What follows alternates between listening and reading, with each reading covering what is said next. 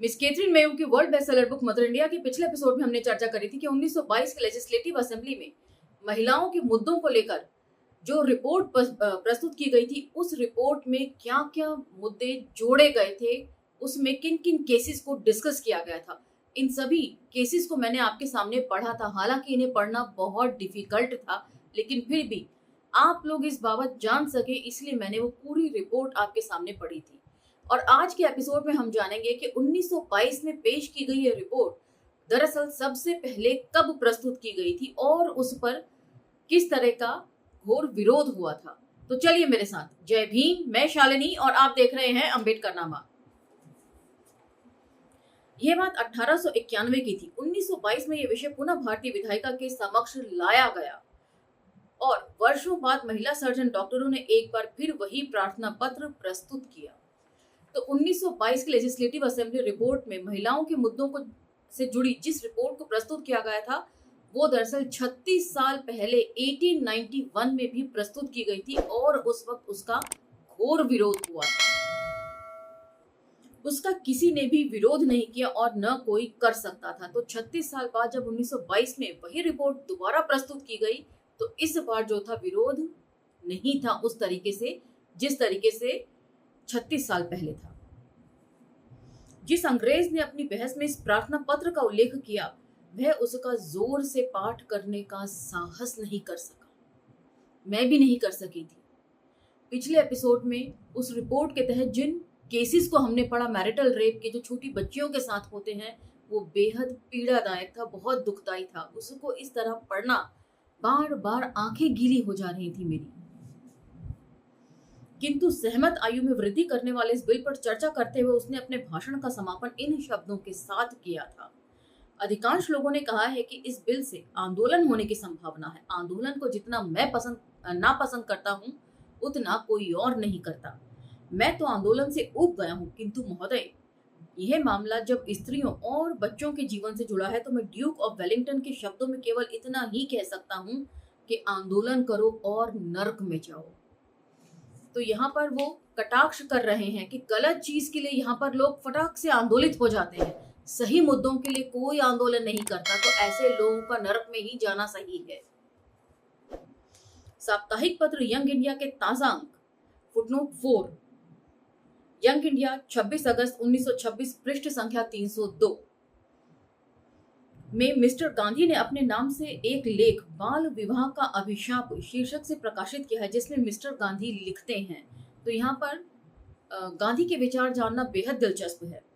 ये हमारे हजारों होनहार लड़के और लड़कियों की जीवन शक्ति को नष्ट कर रहा है, जिन पर हमारे समाज का भविष्य निर्भर करता है। ये प्रतिवर्ष हजारों दुर्बल लड़के और लड़कियों को पैदा कर रहा है, जिनके माता पिताओं के शरीर भी अभी पूरी तरह परिपक्व नहीं हुए हैं। आज हमारे समाज में जो सर्वाधिक भयानक बाल मृत्यु दर और मृतक बच्चों को पैदा होना जारी है, उसका उर्वरक कारण यही बाल विवाह है। यह पहला संख्या, दूसरा शारीरिक शक्ति और साहस और तीसरा नैतिकता, इन तीनों दृष्टियों से हिंदू समाज को धीरे धीरे पतन के गर्त में ले जाने का मुख्य कारण है। तो यहाँ पर यदि आप डॉक्टर अंबेडकर का 1927 की बॉम्बे लेजिस्लेटिव असेंबली में महिला स्वास्थ्य को लेकर दिया गया भाषण है, वो काफी मैच करता है। ऐसा लगता है कि बाल विवाह के विरोध में डॉक्टर अंबेडकर और गांधी दोनों ही एक मत थे।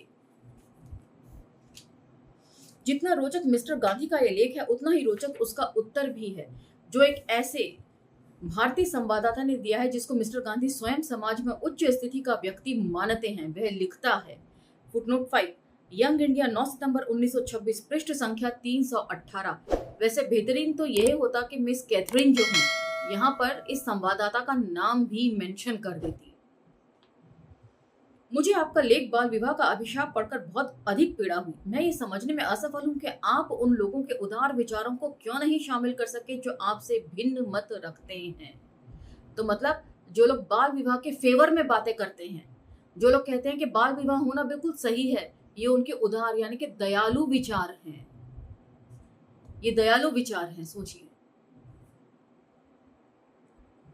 मुझे लगता है ये कहना अनुचित है कि जो लोग बाल विवाह पर जोर देते हैं वे पापी हैं।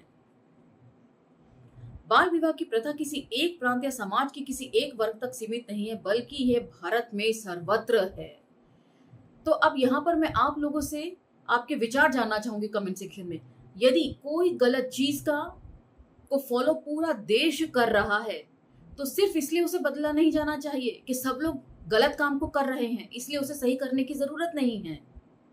कमेंट सेक्शन में जरूर मुझे बताइएगा। बाल विवाह का मुख्य विरोध इस बात पर है कि इससे बाल पत्नी और उसके बच्चों के स्वास्थ्य कमजोर हो जाते हैं। पर यह विरोध निम्न कारणों से बहुत विश्वसनीय नहीं है। हिंदुओं में अब विवाह आयु बढ़ रही है, पर जाति कमजोर होती जा रही है। तो यहाँ पर इन्हें बच्चियों के साथ मैरिटल रेप और जो भयानक घटनाएं होती हैं और उनकी मृत्यु हो जाती है, उसका कोई अफसोस नहीं है। इन्हें अफसोस है कि ऐसे अगर लड़कियां सोचने समझने लायक होंगी तो जातियां टूटनी शुरू हो जाएंगी। इस चीज का इन्हें अफसोस ज्यादा है।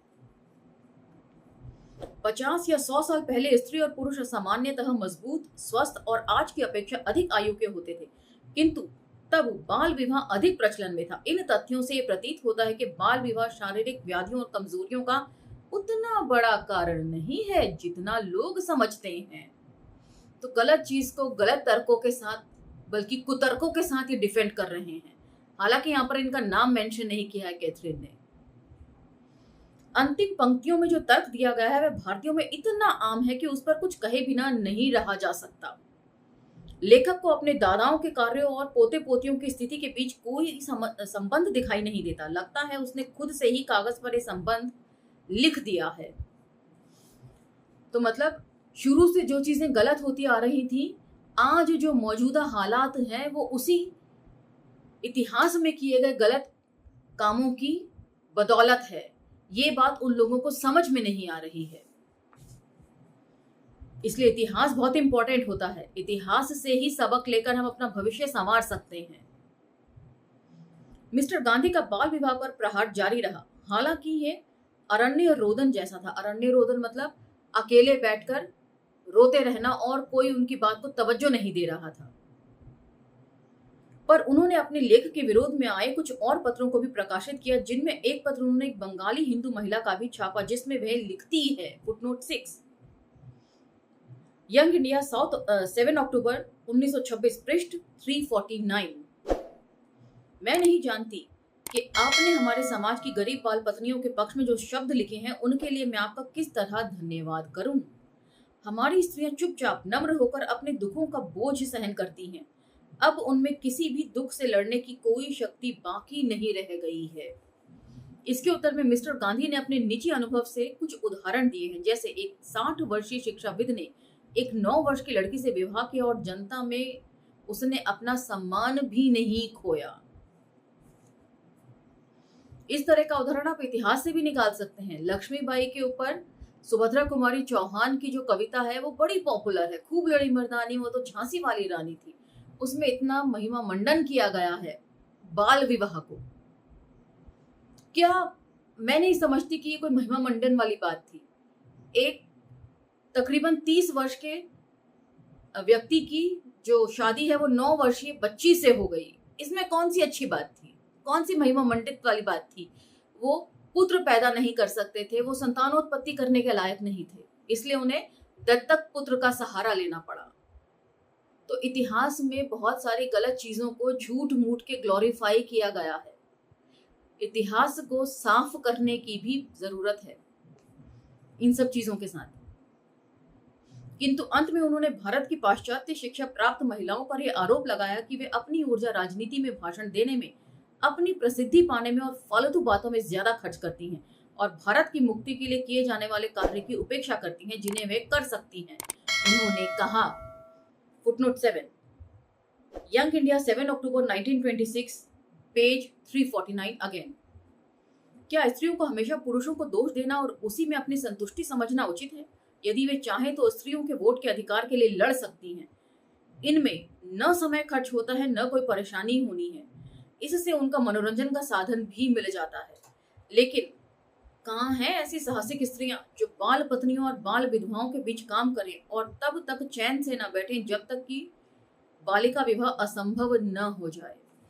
तो यहाँ पर गांधी बहुत बढ़िया तरीके से कटाक्ष कर रहे हैं उन महिलाओं के ऊपर। ऐसा नहीं है कि राजनीति में महिलाओं का हस्तक्षेप नहीं होना चाहिए, लेकिन गांधी इतना कह रहे हैं कि राजनीति में हस्तक्षेप करना बहुत आसान है, लेकिन सामाजिक मुद्दों के लिए आवाज उठाना बहुत मुश्किल है। राजनीतिक अधिकारों के लिए व्यक्ति लड़ सकता है, लेकिन सामाजिक बुराइयों से लड़ना उससे कहीं ज्यादा मुश्किल है। और डॉक्टर अंबेडकर जो थे, वे समाज की बुराइयों को पहले दूर करना चाहते थे। हालांकि पूना पैक्ट के चलते उन्होंने राजनीतिक लड़ाई भी लड़ी, लेकिन यदि आप उनकी शुरू से जो लड़ाई है वो समाज के उत्थान को लेकर ज्यादा रही है। जाति का विनाश उनका जो भाषण है वो और क्या है, वे पहले समाज का उत्थान करने में ज्यादा यकीन रखते थे। उन्होंने सबसे पहले सामाजिक सरोकार को उठाया, उसके बाद राजनीतिक।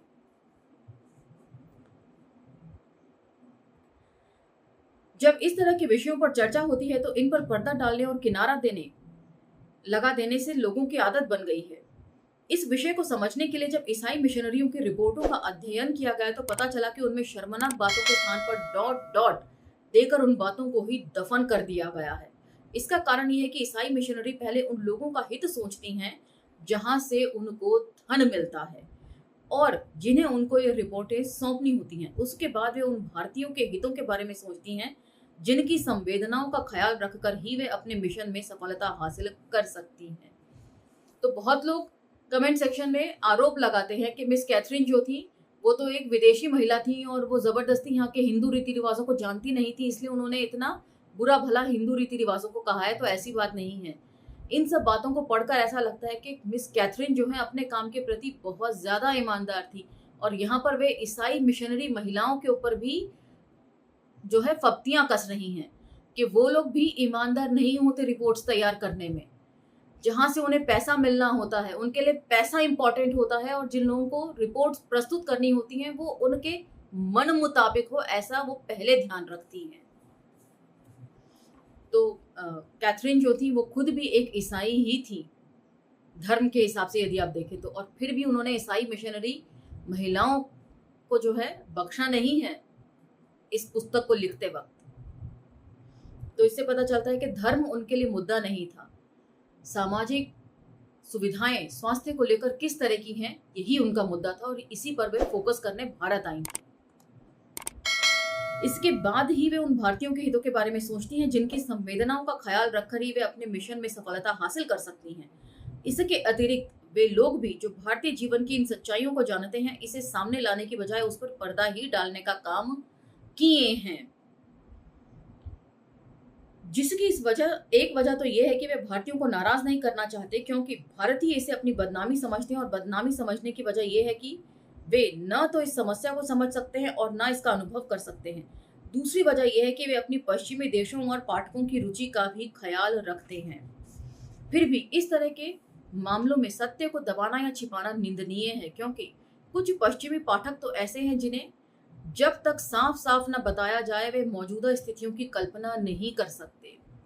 कैसे करेंगे? उन्हें भारतीय ढांचे के बारे में और सामाजिक के साथ साथ जातीय ढांचे के बारे में कोई नॉलेज ही नहीं होती है। फिर भी यदि कोई भारत की समस्याओं को समझना चाहता है तो वह मिस्टर गांधी के शब्दों में आत्मछल है, जिसे वे महापाप कहते हैं। यदि कोई भारतीय जीवन के इस बुनियादी पहलुओं की हकीकत को न देखे और यदि कोई इस विषय को टाल देना चाहे तो उसे ये सोचना चाहिए कि उसे इस तरह अपने लिए प्रसन्न होने या उन लाखों छोटे बच्चों और महिलाओं के बारे में बोलने और सुनने का ही क्या अधिकार है जो आज शारीरिक यातनाएं सह रहे हैं। तो यहाँ पर वे गांधी पर भी कटाक्ष करना नहीं भूली हैं कि गांधी साफ तौर पर नहीं कह रहे हैं कि हिंदू पुरुष जो है, रूढ़िवादी हिंदू पुरुष जो है वो गलत कर रहे हैं, महापाप कर रहे हैं, वाक्यों में जो शब्दों के जाल बुन रहे हैं, लेकिन सीधे तौर पर जो समस्या है उसको वो पॉइंट आउट नहीं कर रहे हैं, उससे वो बचकर निकलना चाह रहे हैं। भारतीय पुरुष तो छोड़िए, रूढ़ी हिंदूवादी पुरुषों से वो सीधा उलझ नहीं रहे हैं। इसी के साथ आज का ये एपिसोड समाप्त होता है और यहाँ पर इसका फर्स्ट पार्ट भी समाप्त होता है और अगले एपिसोड से हम इसके सेकंड पार्ट को लेंगे। बुक चूंकि 5 पार्ट्स में डिवाइडेड है तो फर्स्ट पार्ट कंप्लीट हो गया है, अगले एपिसोड से हम इसका सेकंड पार्ट लेंगे। इसी के साथ मुझे आज्ञा दीजिए और यदि ये वीडियोस आपको इन्फॉर्मेटिव लगती हैं तो आप इन्हें दूसरे प्लेटफॉर्म्स पर शेयर करना भी न भूलें। मुझे आज्ञा दीजिए, मिलते हैं अगले एपिसोड में। धन्यवाद।